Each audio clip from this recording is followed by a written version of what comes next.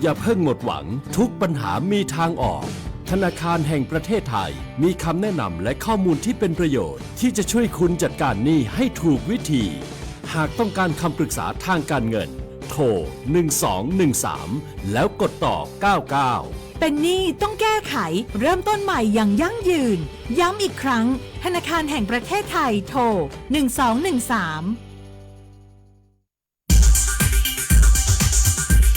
อยากมีทะเบียนรถเลขสวยเสริมภาพลักษณ์เสริมความมั่นใจต้องไม่พลาดสำนักงานขนส่งจังหวัดแพร่ขอเชิญร่วมประมูลทะเบียนรถเลขสวยหมวดอักษรกอไก่นอนหนูกิจการก้าวหน้านำพารุ่งเรือง รายได้จากการประมูลนำเข้ากองทุนเพื่อความปลอดภัยในการใช้รถใช้ถนน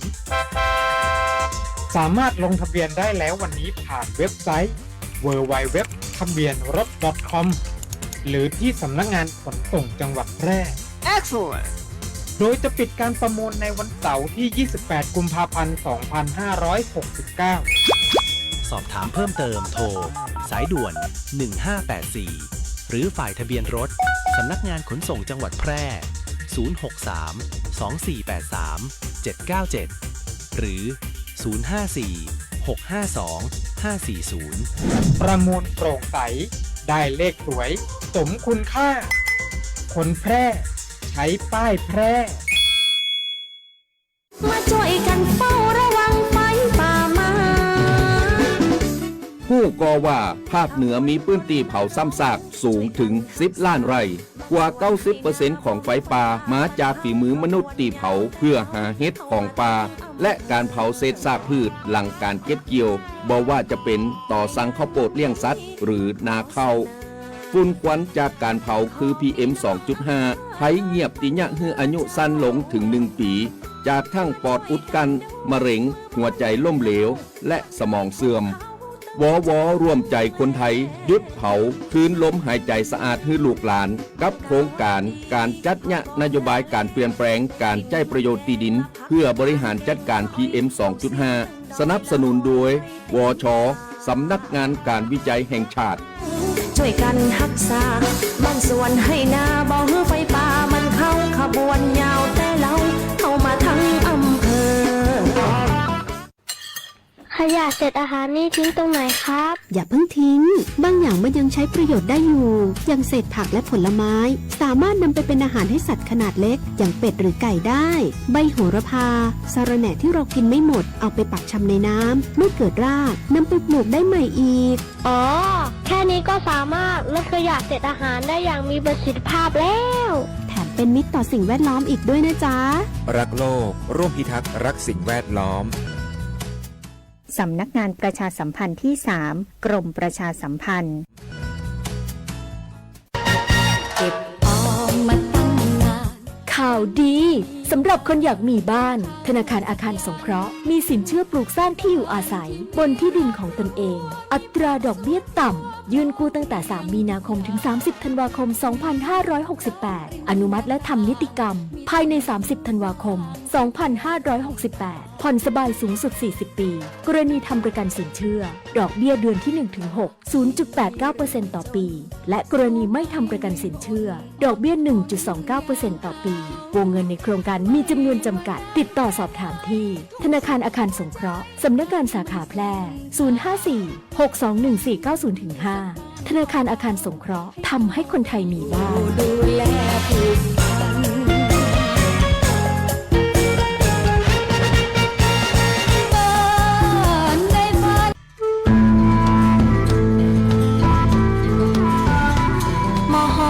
ซักถิ่นหักพระล้อจ่อแฮสีเมืองหรือเหลื่องแพะเมืองผีขนแป่นี่ใจงามเจ้าจังหวัดแป่ขอต้อนรับนักท่องเที่ยวทุกท่าน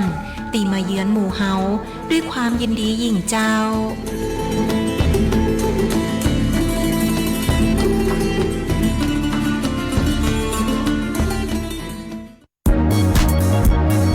ครอบคลุมกว้างไกลสื่อสารฉับไวฟังสวทแพร่ FM 91 เมกะเฮิรตซ์กรมประชาสัมพันธ์สื่อรัฐพัฒนาคุณภาพชีวิตคนจังหวัดแพร่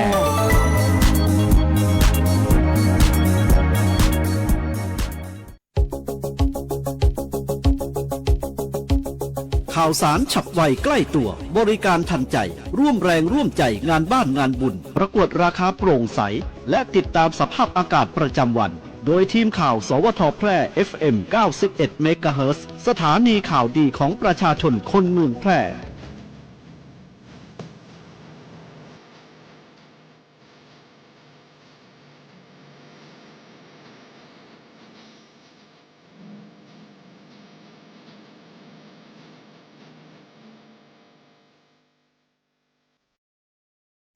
สวัสดีค่ะสถานีวิทยุกระจายเสียงแห่งประเทศไทยจังหวัดแพร่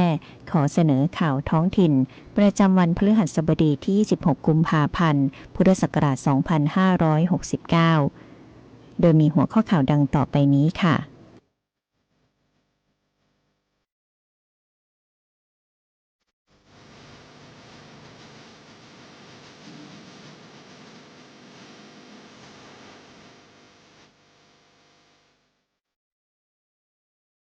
ผู้ว่าราชการจังหวัดแพร่ต้อนรับคณะผู้ดำเนินการโครงการด้วยจงรักและภักดีหารือพัฒนาเศรษฐกิจฐานรากระดับอำเภอยกระดับท้องถิ่นสู่สากลสำนักงานประชาสัมพันธ์จังหวัดแพร่จัดประชุมคณะอนุกรรมการประชาสัมพันธ์แห่งชาติระดับจังหวัดวางทิศทางสื่อสารปี 2569กรมชลประทานชี้แจงตรวจติดตามงานจ้างสำรวจออกแบบโครงการอาคารบังคับน้ำในแม่น้ำยมจังหวัดแพร่นายกรัฐมนตรีเตรียมเดินทางเยือนจังหวัดแพร่ร่วมทำบุญห่มผ้าองค์พระธาตุช่อแฮในงานประเพณีไหว้พระธาตุช่อแฮเมืองแพร่แห่ตุงหลวงประจำปี 2569 ต่อไปเป็นรายละเอียดของข่าวค่ะ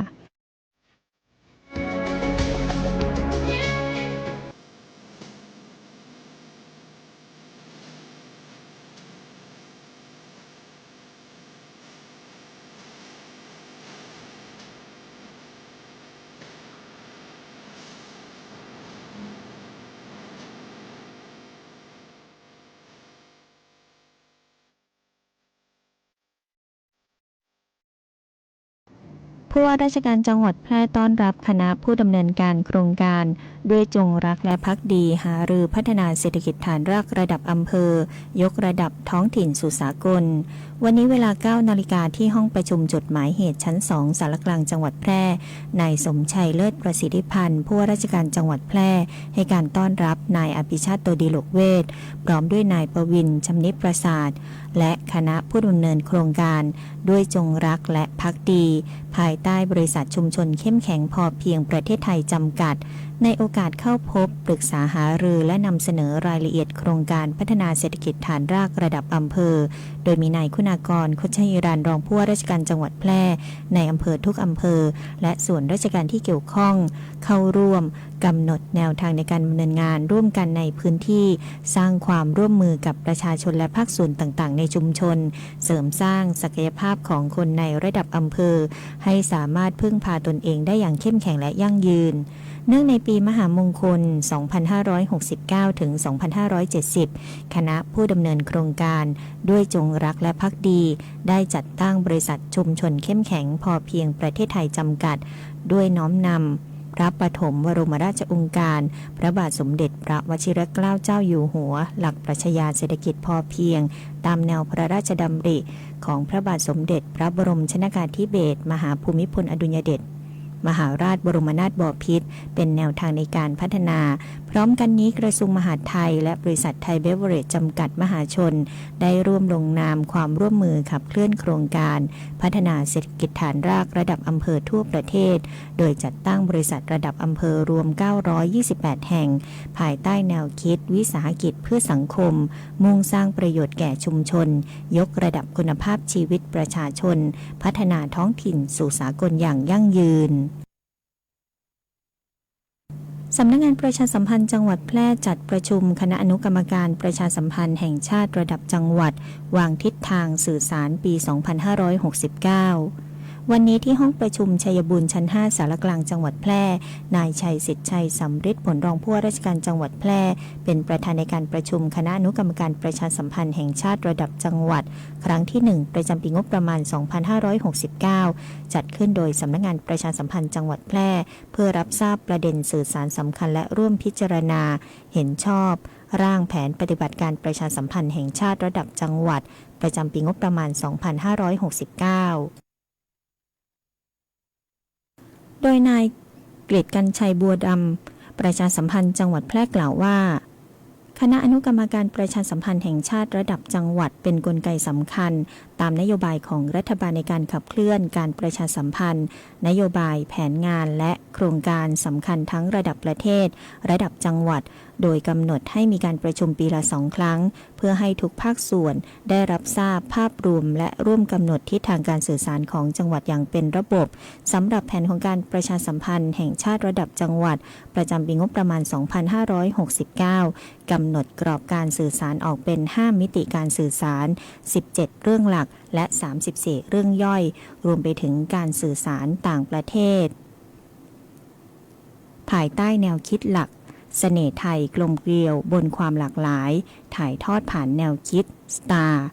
ทั้งนี้ฝ่ายเลขานุการคณะอนุกรรมการประชาสัมพันธ์แห่งชาติระดับจังหวัดจะประสานขอความร่วมมือจากหน่วยงานในพื้นที่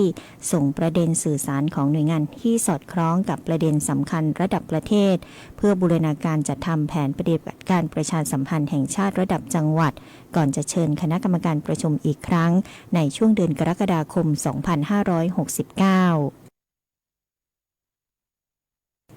กรมชลประทานติดตาม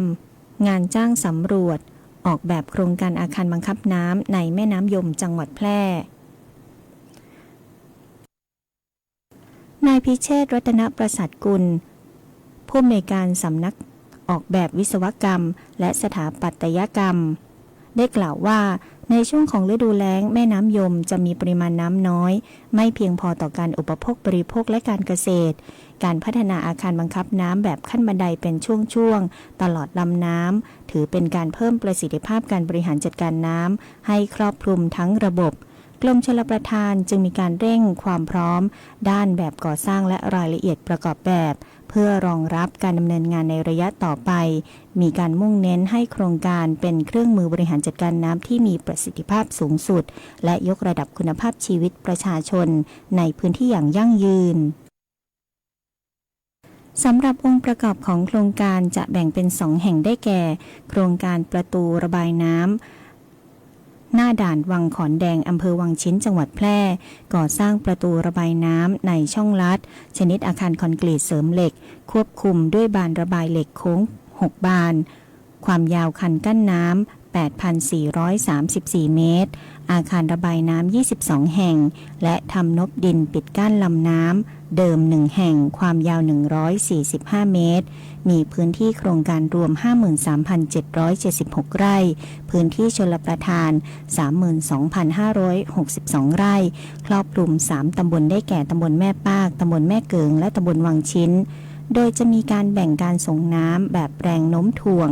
11,805 ไร่และส่งน้ำด้วยสถานีสูบ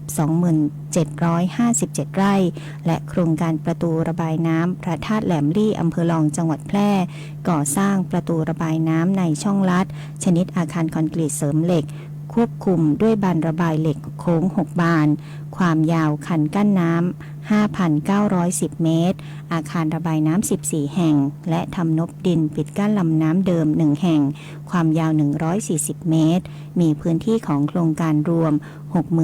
68,124 ไร่พื้นที่ชลประทาน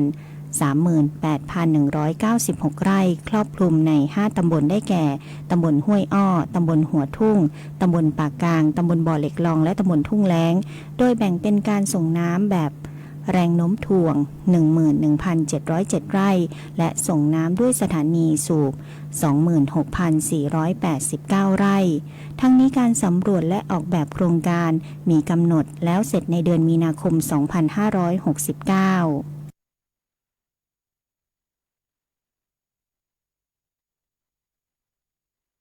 โดยกรมชลประทานเชื่อมั่นว่าโครงการดังกล่าวจะช่วยแก้ไขปัญหาการขาดแคลนน้ำและสนับสนุนการพัฒนาชุมชน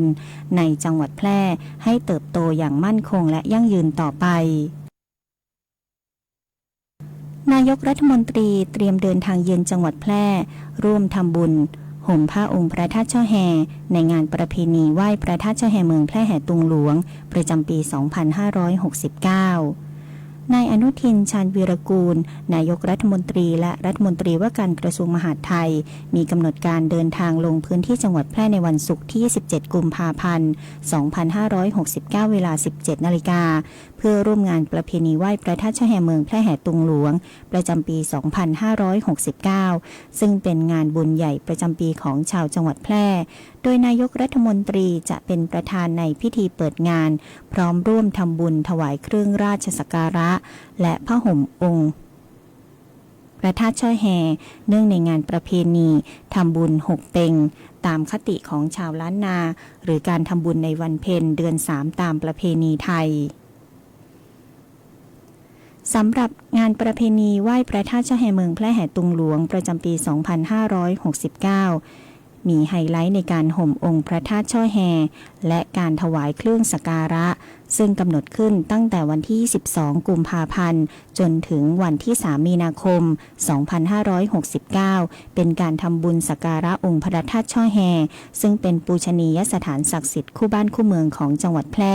และยังเป็นพระธาตุประจำปีเกิดของผู้ที่เกิดปีขานโดยวัดพระธาตุช่อแฮพระอารามหลวงได้จัดงานประเพณีขึ้นเป็นประจำทุกปี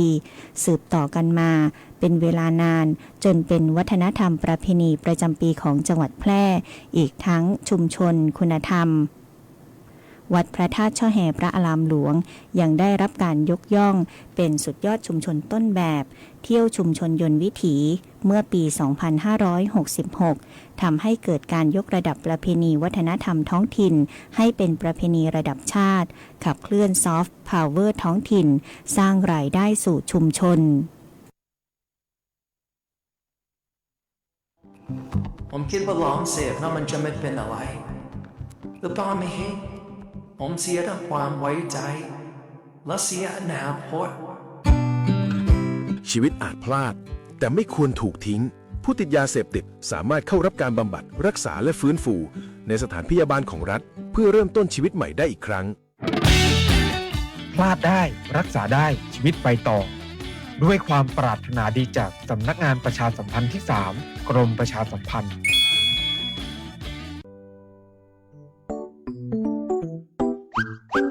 เด็กไทยรักษาวินัยจราจรเคารพกฎหมายเป็นเรื่องสำคัญมาช่วยปลูกฝังส่งเสริมความปลอดภัยในเด็กและเยาวชน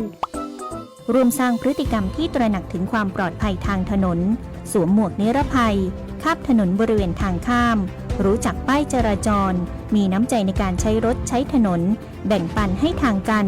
หยุดซิ่งหยุดบิดหยุดให้คนข้ามถนนหยุดทำผิดกฎจราจรเพื่อลดอุบัติเหตุทางถนนที่อาจจะเกิดขึ้นพฤติกรรมความปลอดภัยเหล่านี้จะติดตัวไปเป็นผู้ใหญ่ที่รับผิดชอบต่อสังคมในวันข้างหน้าวินัยจราจรเริ่มได้ที่ตัวเรา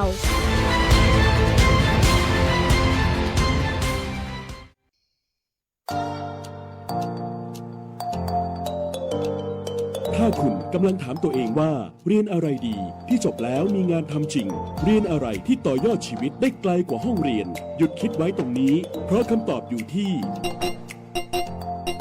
วิทยาลัยอาชีวศึกษาแพร่ที่นี่เราไม่ได้สอนแค่ให้รู้แต่สอนให้ทำเป็นทำจริงและทำได้ในโลกอาชีพเปิดรับสมัครนักศึกษาใหม่ปีการศึกษา 2569 สำหรับผู้จบม.3 ม.6 และปวช.3 ครบทุกสายที่ตลาดต้องการ ทั้งการบัญชีการตลาดการจัดการสำนักงานดิจิทัลการจัดการโลจิสติกส์และซัพพลายเส้นคหกรรมศาสตร์อาหารและโภชนาการแฟชั่นสิ่งทอดิจิทัลกราฟิกวิจิตรศิลป์การโรงแรมการท่องเที่ยวเทคโนโลยีธุรกิจดิจิทัลและเทคโนโลยีสารสนเทศเรียนได้ตั้งแต่ปวชปวสจนถึงระดับปริญญาตรีระบบปกติและทวิภาคีเรียนไปทำงานไปมีรายได้ระหว่างเรียนที่สำคัญเรามีสถานประกอบการชั้นนำรองรับการฝึกจริงและมีทุน การศึกษาอีกมากมายรอคุณอยู่อยากมีอาชีพอยากมีอนาคตที่จับต้องได้เริ่มต้นวันนี้ที่วิทยาลัยอาชีวศึกษาแพร่เตรียมชีวิตจริงให้พร้อมสู่โลกอาชีพเรียนจริงทำได้จริงมีงานรองรับเพราะความสำเร็จที่ยิ่งใหญ่เกิดขึ้นได้ที่วิทยาลัยอาชีวศึกษาแพร่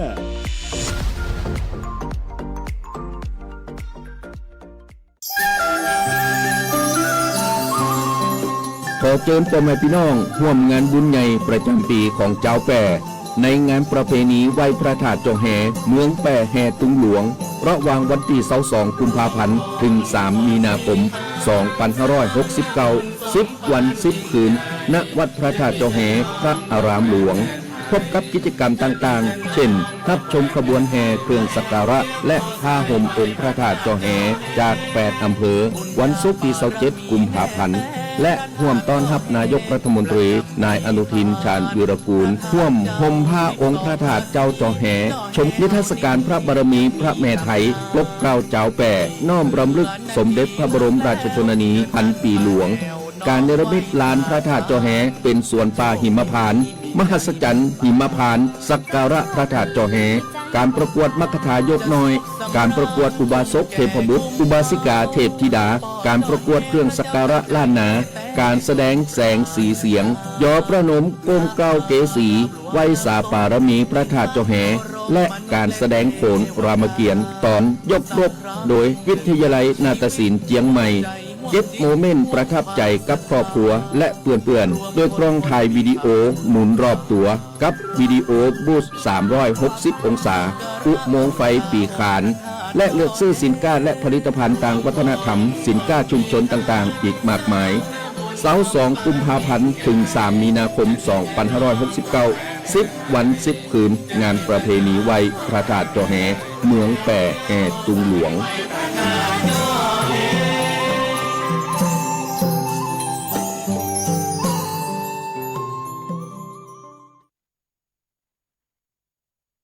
มาติดตามพยากรณ์อากาศจากสถานีอุตุนิยมวิทยาแพร่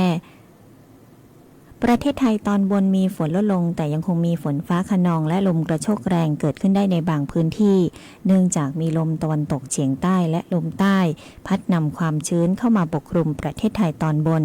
ในขณะที่มีลมฝ่ายตะวันตกในระดับบนปกคลุมในภาคเหนือตอนบนภาคตะวันออกเฉียงเหนือตอนบนขอให้ประชาชนบริเวณประเทศไทยตอนบนระวังอันตรายจากฝนฟ้าคะนองลมกระโชกแรงที่จะเกิดขึ้นหลีกเลี่ยงการอยู่ในที่โล่งแจ้งใต้ต้นไม้ใหญ่สิ่งปลูกสร้างป้ายโฆษณาที่ไม่แข็งแรงรวมทั้งดูแลรักษาสุขภาพเนื่องจากอากาศที่เปลี่ยนแปลงภาคเหนือมีฝนฟ้าคะนอง10%ของพื้นที่บริเวณจังหวัดกำแพงเพชรพิจิตรพิษณุโลกและเพชรบูรณ์อุณหภูมิต่ำสุด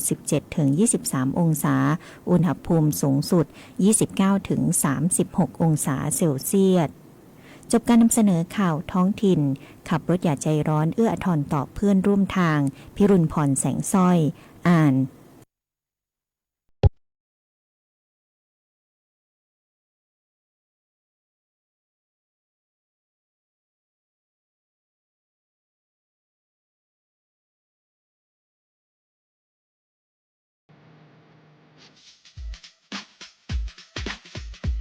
หากคุณมีปัญหาสายตาอยากได้แว่นสักอันหนึ่งไว้ตอบแชทตอบไลน์งานด่วนใส่ขับรถไปทำงานไปท่องเที่ยวดูแผนที่ปักหมุดหาจุดหมายปลายทางหรือต้องการใช้เลนโปรเกรสซีฟไว้มองไกลมองกระจกซ้ายกระจกขวา